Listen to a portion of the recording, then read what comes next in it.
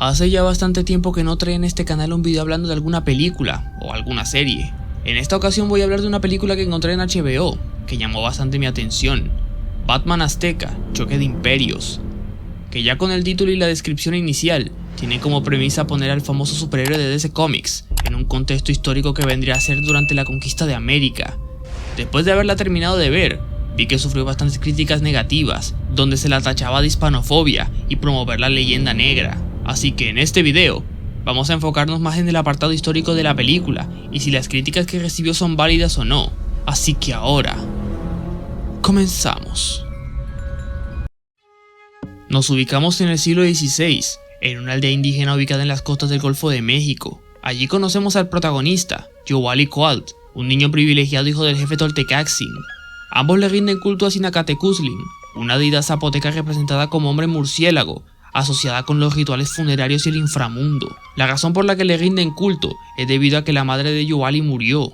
Vamos a ir comentando las cosas a la vez que voy narrando. Resulta que hasta el momento, la única evidencia arqueológica de esta deidad es una estatua de 2 metros encontrada en una fosa séptica en Chalco en 1990, aunque también existen deidades similares a esta que adoraban los mexicas y zapotecas, como Camazotz, deidad relacionada con la noche, la muerte y el sacrificio, y de este sí se tienen más registros arqueológicos, como estatuas, esculturas y máscaras, encontradas en Guatemala, Honduras y el sur de México. Retomando con la trama, nos muestran la aldea de Yovalli y vemos que entrenan a su gente al combate. Tengan eso presente porque servirá más adelante. Luego en las costas llegan unos barcos españoles liderados por el capitán Hernán Cortés, lo que ubica esta película en 1519, ya que fue en ese año que él pisó aquellas tierras. Ante la aparición de los españoles, vemos que Yovalli afirma que son dioses, y su padre intenta corregirlo, que no se deje llevar por la apariencia de estos, sino de sus acciones. Luego de desembarcar, los españoles dialogan con Toltecaxin, que se les acabaron las provisiones y quieren intercambio. Con tensión de por medio, Toltecaxin acepta y los recibe con hospitalidad. A cambio los españoles le ofrecen conocimiento y planos tecnológicos de Europa, de los que podemos destacar los planos de Leonardo da Vinci. Para empezar, ya hay algunas cosas que decir en esta escena. Primero que Hernán Cortés zarpó de la isla de Cuba en 1519 y rodeando la península de Yucatán se encontró con los mayas, quienes le hablaron de un imperio al oeste lleno de riquezas. Sin embargo, las naves de Cortés no desembarcaron en una aldea indígena, sino que desembarcaron en una zona bastante despoblada, donde fundó la villa de Santa María de la Victoria el 25 de marzo. Y luego un mes después, avanzando más al oeste, fundó la ciudad de Veracruz el 22 de abril de ese mismo año. A partir de ahí comenzaron a avanzar por tierra y no por mar, lo cual esta escena es simplemente libertad creativa de la peli. También cabe destacar el sermón que nos sueltan en la conversación. A estas tierras y alrededores las llamamos Nuevo Mundo, porque las acabamos de descubrir. Nosotros las conocemos desde hace muchos soles. No. Creo que ya lo dije en alguno de mis anteriores videos, pero esto no tiene sentido. Lo peor es que este tipo de sermones no solo se dan en las escuelas, sino también lo utilizan historiadores actuales y se difunden en las universidades. Pero siempre confunden descubrir con llegar primero. Descubrir implica dar a conocer algo que era desconocido. Si un científico descubre la cura contra una enfermedad letal y no se la revela a nadie, este científico no lo está descubriendo a la humanidad. El descubridor sería quien la revelase y la distribuye al resto del mundo. Eso fue lo que hicieron los españoles. Llegaron a un lugar que era desconocido no solo para los europeos, sino para el resto del mundo, y fueron los primeros en cartografiar y poner a América en los mapas. Eso no lo hizo ninguna civilización indígena. Llegar a un lugar y vivir en él no implica descubrir, por mucho tiempo que lleves viviendo allí. ¿Recuerdan que les dije que tuvieran en cuenta la escena de los nativos entrenando para el combate y esas cosas? Pues Yovalli se sorprende al ver que los españoles poseen armas, como si ellos no las tuvieran. Quiero suponer que su reacción es porque nunca había visto una espada europea y por eso se sorprendió. Pero bueno. Y lo último a destacar en la escena de los intercambios son los planos de Leonardo da Vinci. Quiero suponer que alguno de los tripulantes fue quien consiguió una copia de los planos de Da Vinci, sencillamente porque es imposible que Hernán Cortés los haya conseguido, ya que él nunca viajó a Italia y Leonardo da Vinci nunca viajó a España. Y para rematar, Hernán Cortés abandonó la península ibérica a establecerse en las Indias en 1504, con apenas 19 años, y no hay ninguna evidencia histórica de que él conociera a Leonardo da Vinci. Retomando con la trama, después de que los españoles comieran y bebieran y recibieran hospitalidad de los indígenas, estos revelan que están buscando la ciudad de Tenochtitlan, la principal ciudad del imperio azteca, para encontrarse con el rey Moctezuma, pero el jefe Toltecaci se los niega, provocando que Hernán Cortés comience una masacre contra la aldea, asesinando al jefe Toltecaxin. pero su hijo Yowali consigue escapar del saqueo y termina cayendo en un río, donde es arrastrado y guiado por la hiedra del bosque, quien evidentemente es la Poison Ivy de esta versión de Batman. Le cura las heridas y lo hace ver alucinaciones, donde ve al dios Sinakatekuslin y un murciélago derrotando un toro enfurecido. Al despertar descubre que está en un templo abandonado del dios murciélago y le reprocha de no haber salvado a su madre ni a su padre pese a haber pedido su ayuda.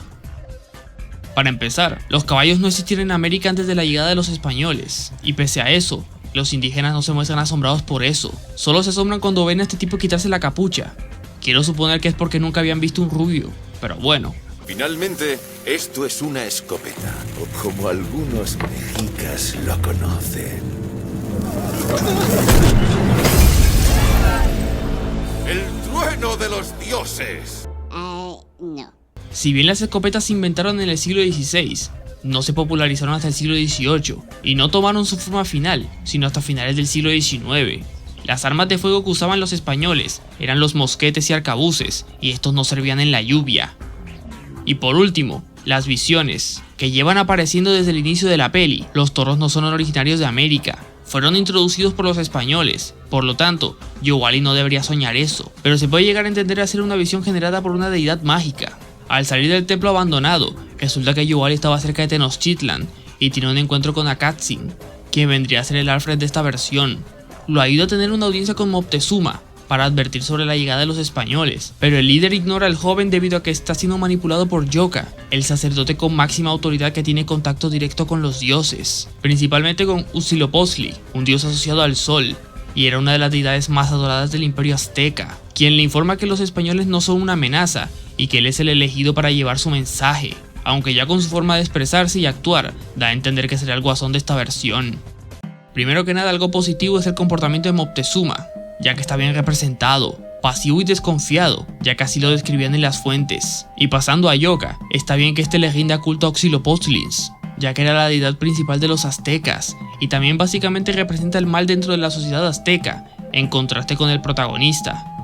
Aunque de esto voy a hablar más a profundidad después. Yowali le pide a Akatzin su ayuda para ser el mejor guerrero del imperio azteca, lo cual accede y es sometido a un largo entrenamiento, pero le reitera que debe confiar en el dios murciélago, pero Yowali simplemente lo ignora, ya que está perdiendo la confianza en esta deidad.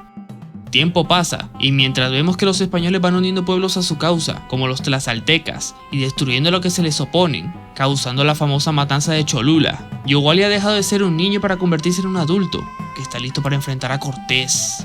Decepción, ahora estoy deprimido. Es muy decepcionante que las alianzas indígenas con los españoles solo se resuman en esto. No solo los tlaxcaltecas eran aliados de los españoles, también lo eran los totonacas, otomíes, texocanos, chalcos, xochimilcos y zapotecas, que detestaban a los aztecas.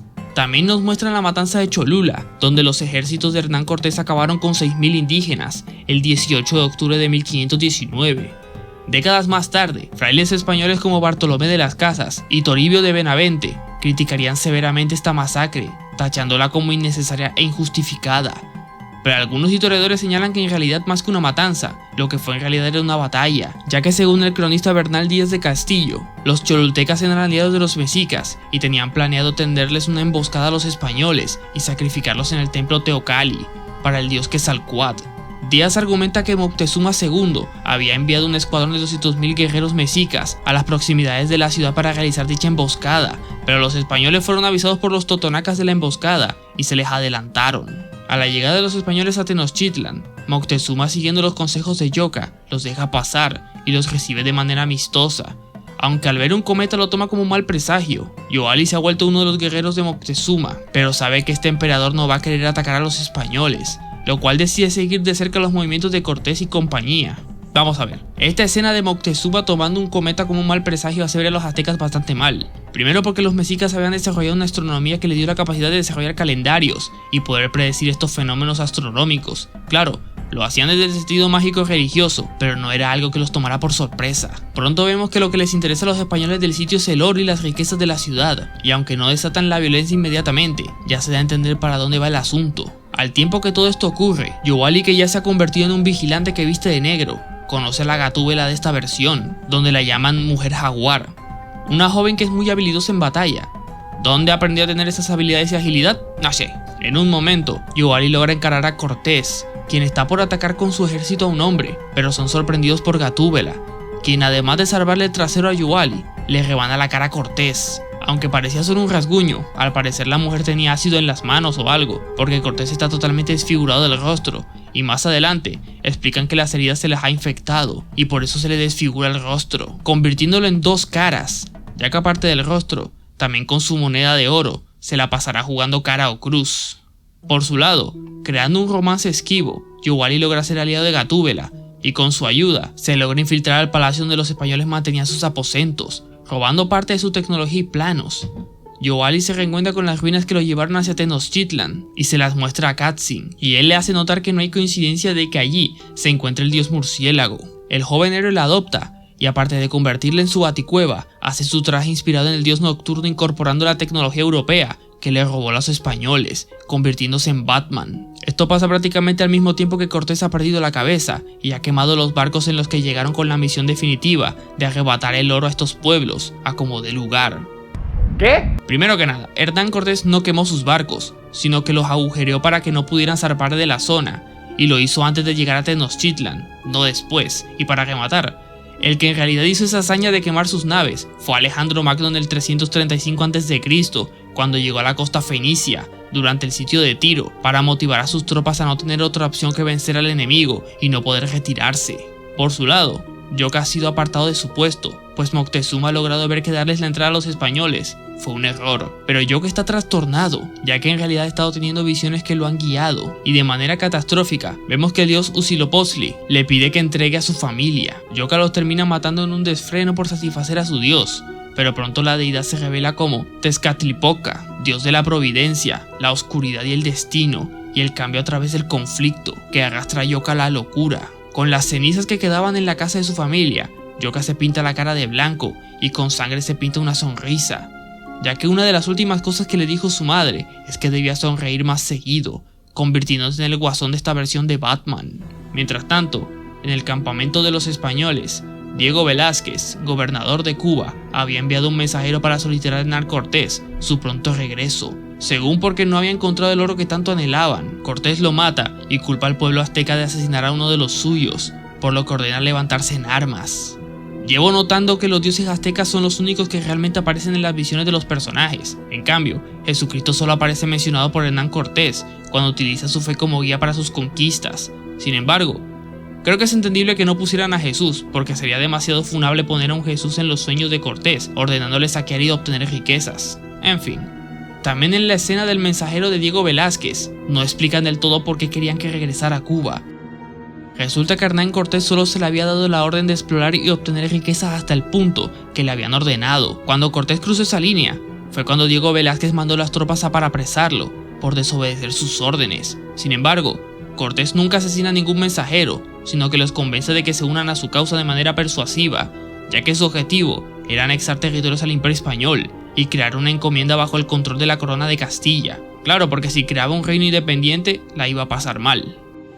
Más adelante, Yuali y Hernán Cortés se encuentran cara a cara y tienen una conversación repleta de errores históricos. Para empezar, Hernán Cortés acusa a los aztecas de supersticiosos por tomar un cometa como señal de mal augurio, cuando ya les había comentado que si bien ellos interpretaban esto como un sentido mágico y religioso, no era algo que los tomara por sorpresa, ya que tenían una astronomía avanzada. Y por el otro, Yuali acusa a los europeos de creer que la Tierra es el centro del universo, cosa que no tiene sentido, ya que los aztecas también tenían un modelo geocéntrico. El primer hombre en postular un modelo heliocéntrico fue el filósofo griego Aristarco de Samos en el siglo III a.C., y la idea no sería retomada hasta el siglo XVI y XVII con Copérnico, Galileo y Kepler, que eran europeos. Luego, Yuali le reprocha a Cortés que su dios apruebe el asesinato de mujeres y niños, cosa que me parece sumamente hipócrita, porque los dioses aztecas también hacen lo mismo. De hecho, una de las cosas por las que los europeos se horrorizaron con los rituales mexicas fueron los sacrificios humanos en honor a Huitzilopochtli, así que esto que dice Yuali es demasiado hipócrita. De vuelta en Tenochtitlan, se celebra la fiesta de Tozcal, que incluye, adivinen, sacrificios humanos. Los españoles quedan horrorizados ante esto y comienzan una batalla, mientras que Hernán Cortés le tiene una emboscada a Batman y comienza una batalla con él. Hasta este punto, Cortés no se había dado cuenta de que Batman era ese chico al que conoció hace tiempo, pero enfrentándolo cara a cara, Yuali le hace saber quién es, con el fin de cumplir su venganza satisfactoriamente, Pero viendo que el camino de la venganza no es el correcto, Batman se detiene prefiriendo que lo que debe buscar es la justicia. Muy entretenido todo, pero da la sensación de que el conflicto en el Templo Mayor fue cosa planificada. En realidad Hernán Cortés no se encontraba en ese momento en la ciudad, porque estaba atendiendo a los enviados del gobernador de Cuba, que mencionamos anteriormente, y este conflicto generó tanta revuelta en Tenochtitlan que los españoles tuvieron que refugiarse en el palacio. El conflicto escala hasta aprisionar a Moctezuma, y Cortés y sus secuaces piden oro al pueblo a cambio de mantener a su gobernante a salvo.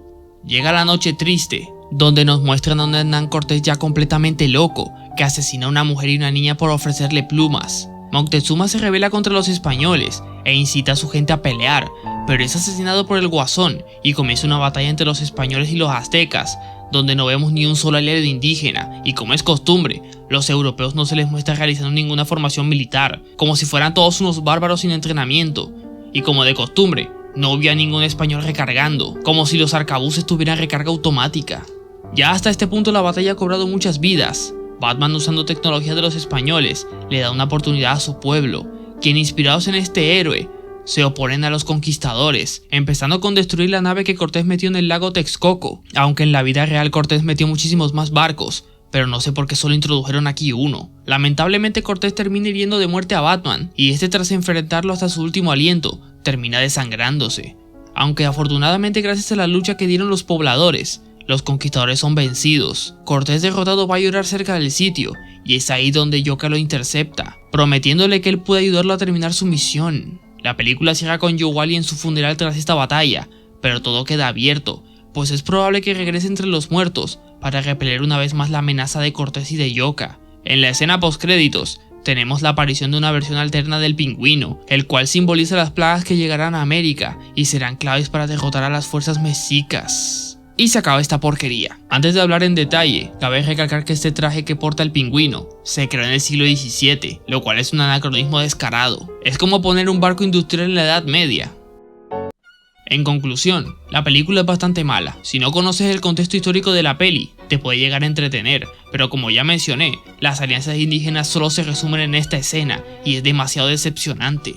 Las alianzas indígenas jugaron un papel importantísimo en la conquista de América. El primero de ellos era el choque de idiomas. Cuando las tropas de Hernán Cortés se encontraron con los mayas, estos le entregaron una esclava que sirvió como traductora, Malinche, a quien no vemos en toda la peli, como si no existiera. Hicieron que tanto indígenas como los europeos hablaran el mismo idioma, para evidentemente hacer que la trama avance mejor.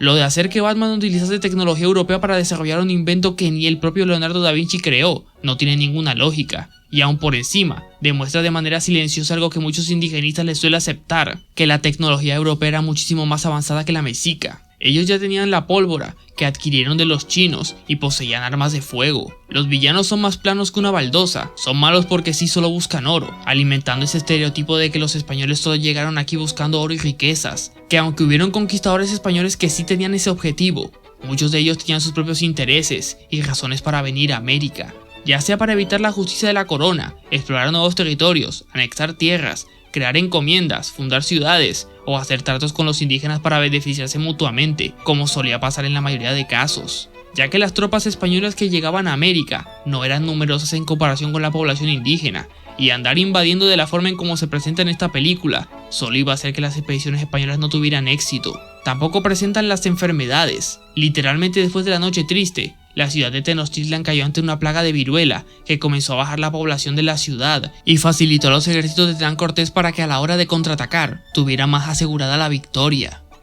Pero se nota que la peli no quiere destacar solo por poner a un personaje del siglo XX en un contexto histórico completamente distinto, sino también representar dicho contexto histórico. Como punto positivo, es que la peli con los indígenas no representa el mito del buen salvaje, que todos los males de los aztecas están simbolizados en el Guasón. En cambio, con Batman, representan el bien de esta sociedad, y es ahí donde está el error. Esto es lo que pasa cuando quieres coger a un personaje con un contexto y moral histórica que de otro tiempo y lo quieres forzar a estar en una sociedad con un contexto y moral distinta. Primero porque hicieron que Batman tomó un partido en esto, cuando lo lógico sería que al ser Batman no deberían ni estar del lado de los españoles ni del lado de los aztecas. De hecho, hasta su versión clásica que todo el mundo conoce no toma partido, de ahí que en muchas versiones la policía y el gobierno de los Estados Unidos se dedica a perseguirlo y tomarlo como un vigilante. Además, No veo la necesidad de que en esta película se representen eventos históricos y estén personajes históricos, sino que más bien representen el contexto de la época,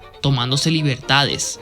Por ejemplo, Batman no opera en ninguna ciudad real de Estados Unidos, sino que opera en una ciudad totalmente ficticia, que representa toda la corrupción y el sistema podrido de la justicia estadounidense. Acá debieron hacer lo mismo, inventarse una ciudad indígena totalmente ficticia, que represente lo más oscuro y corrupto del Imperio Azteca, y lo mismo aplicaría a Dos Caras. Si te inventabas una ciudad ficticia, también podías inventarte un conquistador español que represente este sistema corrupto que había en el Imperio Español, y que Batman sirviese para conectar lo mejor de ambos mundos, en vez de hacer que escoge un bando. Simplemente la moral inquebrantable de Batman no encaja en lo más mínimo con la cultura azteca. Son dos conceptos totalmente distintos. Si ya de por sí Batman no quiere matar al Guasón porque tiene una regla estricta de no matar y nunca está de acuerdo en que otros personajes maten, ahora imagínate que él esté en una sociedad donde matar está plasmado en rituales religiosos. Y para los que no lo sepan, los aztecas también eran una sociedad de conquistadores. A menudo se llevaban a cabo masacres y saqueos de ciudades y poblaciones conquistadas. Las poblaciones sometidas por los aztecas eran frecuentemente obligadas a pagar tributo, que incluían productos, alimentos y personas que se convertían en esclavos para el imperio.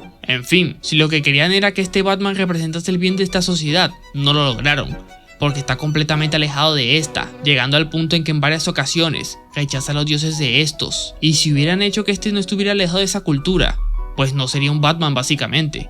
Simplemente ambas ideas no van de la mano, es como mezclar pescado con helado. En fin, la peli es bastante mala, llena de conveniencias de guión y errores, como el hecho de que toda la trama se desarrolle en un año y luego hagan que Joe Ali se ha convertido en un adulto, cuando dentro de la historia no ha pasado ni un año, que todos hablen el mismo idioma, que los villanos sean completamente planos y muchas cosas más. Y en el apartado histórico es un desastre, quieren poner eventos históricos pero a la vez omiten otros, y los que ya ponen, los modifican.